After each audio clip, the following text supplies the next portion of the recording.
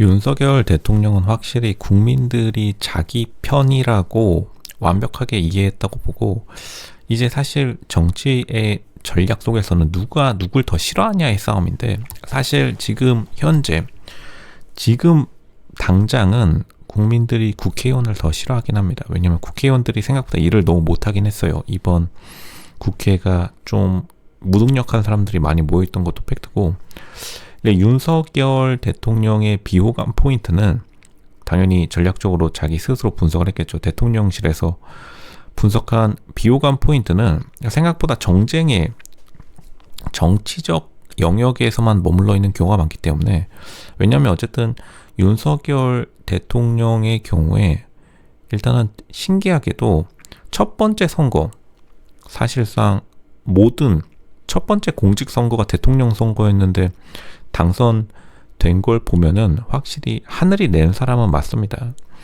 그러니까 자신의 자신감이 지금 하늘로 솟아있는 상태고, 실제로 민심은 국회의원보다는 윤석열 대통령인 건 또 맞는 말입니다.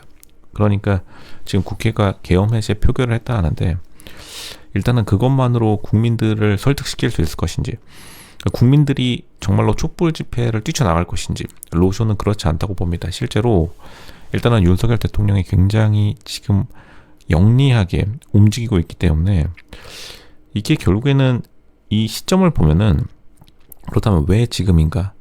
우선은 트럼프 대통령이 취임하기 직전에 자기가 일단 자신의 아젠다를 강제할 만한 수단으로 비상계엄을 선택했다고 보고, 실제 이제 사람들이 인터넷 커뮤니티에서 현재 예상하는 거는 윤석열 대통령의 실수다라고 하는데, 실수가 아니라 의도된 큰 그림이었다고 봅니다. 일단은 이것 때문에 막상 이재명 대표에게 표가 많이 쏠리진 않을 것이다, 이러한 계산이 있었을 것이고, 실제로 어차피 트럼프 대통령이 1월 달에 취임하게 돼버리면 어차피 대한민국 경제 위기는 한 당분간 내년 중반까지는 대한민국은 어차피 불경기일 수밖에 없기 때문에, 누군가는 뒤집어 써야 될 이 왕관의 무게라면은 어차피 자기가 가지고 있는 대통령의 권한을 사용하기로 마음먹었다, 이렇게 보입니다.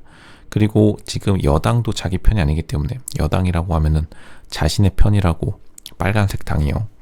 그러니까 지금 어쨌든 야당에게 넘길 것이냐, 여당에게 자신의 주도권을 넘길 것이냐, 그럴 바에는 그냥 한번 자폭하겠다라는 생각으로 질렀는데, 의외로 지금 반응이 괜찮기는 해요. 로쇼가 진짜로 많은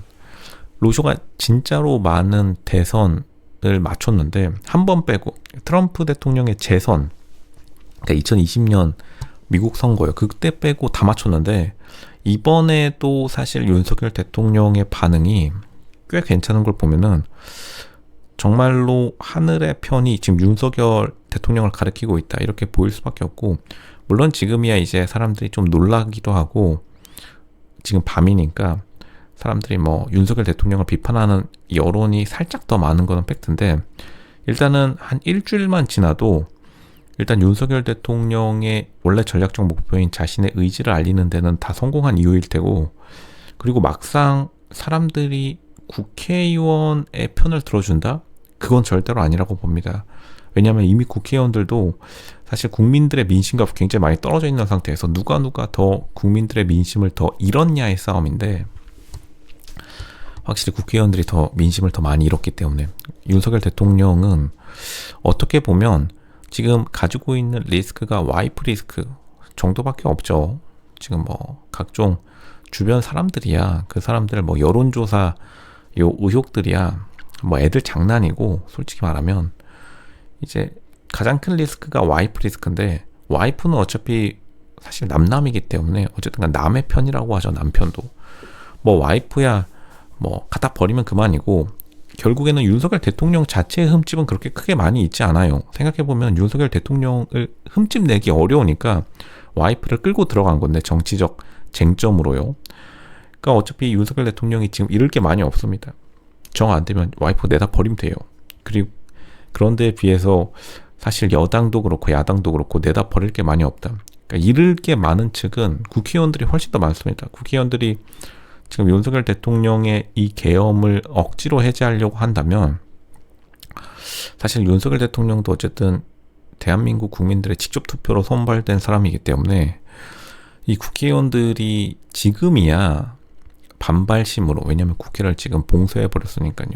이렇게 좀 반발심이 일어난다고 윤석열 대통령에게 어깃장을 놓고 있지만, 실제로 한 이틀만 지나도 윤석열 대통령을 지지하는 사람들이 분명히 굉장히 많을 겁니다. 국회의원들 중에서도 어차피 성공한 쿠데타는 처벌할 수 없으면은 성공한 승자의 편에 서야죠. 어차피 대중들은 승리자의 편이기 때문에 지금이야 뭐 당위성, 교과서에 우리가 배웠던 교과서의 역사를 따르면 뭐 이런 계엄은 실패한다 이렇게 생각하고 있겠지만, 막상 무게추가 윤석열 대통령으로 기울게 되면은 생각보다 많은 수의 국민들이 윤석열 대통령을 굉장히 선호할 수밖에 없기는 해요. 지금 이 상황에서 국회의원을 선호하느냐 윤석열 대통령을 선호하느냐, 이 둘의 입장에서는요, 어차피 대선까지 간다고 치면은 2년 반 정도 남았죠.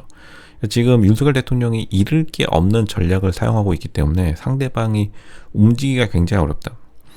계엄 그 자체의 도덕적인 평가는 로저는 내리지 않겠습니다. 어차피 이 세상은 힘의 세상이기 때문에 뭐 그거야 윤석열 대통령이 가지고 간 리스크였을 것이고, 일단 결과적으로 보면은 생각보다 사람들이 윤석열 대통령의 출사표, 지금 왜 계엄령을 일으켰는지에 대한 계엄사 포고문에 대해서 굉장히 긍정적으로 검토하고 있다는 거는 그만큼 솔직히 국회의원들이 좀 너무하긴 했습니다. 계속해서 지금 행정부, 윤석열 대통령이 이끌고 있는 행정부 장관들 계속 탄핵시키고, 이거는 솔직히 너무하다라는 말이 이미 나돌고 있었기 때문에 이 윤석열 대통령의 편을 들고 싶지 않아도, 사실은 그렇다고 하면은 윤석열 대통령을 지금 뭐 하야시키면은 엄청난 다른 좋은 대통령이 나타나느냐, 그것도 아니라고 봅니다. 그러니까 지금 일단은 사실 힘을 밀어준 다음에 그 결과에 대해서 평가했으면은 국회의원들이